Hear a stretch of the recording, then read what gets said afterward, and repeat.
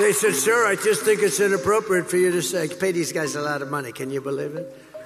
I said, well, I'm going to do it whether the women like it or not. And Donald Trump's not done. Did everyone hear what he just said yesterday? That he will do what he wants, quote, and here's where I'm going to quote, whether the women like it or not. In Springfield, they're eating the dogs, the people that came in. They're eating the cats. They're eating the pets. You talk about extreme. Americans head to the polls to decide their next president. Originally set to be a 2020 rematch, the race took a surprising turn in July when President Joe Biden announced he would step down, endorsing Vice President Kamala Harris to lead the Democratic ticket. Now, the stage is set for a historic choice. Will the United States elect its first female president, or will Donald Trump secure a return to the White House for a second term? Current leader in national polls? Since entering the race at the end of July, Harris has maintained a slight edge over Trump in national polling averages. Donald Trump is increasingly unstable and unhinged.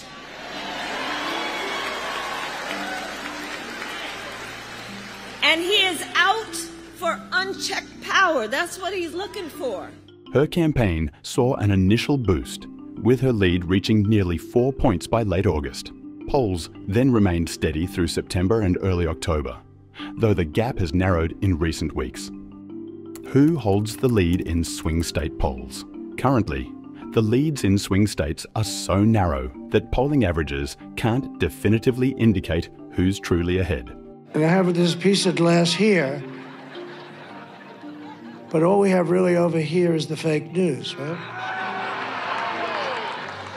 To get me, somebody would have to shoot through the fake news, and I don't mind that so much. Polls are meant to give a general sense of public sentiment toward a candidate or issue, not to predict election outcomes within fractions of a percentage point. Also, each poll contributing to these averages carries a margin of error, meaning either candidate's standing may be slightly better or worse than these figures suggest. How reliable are the polls?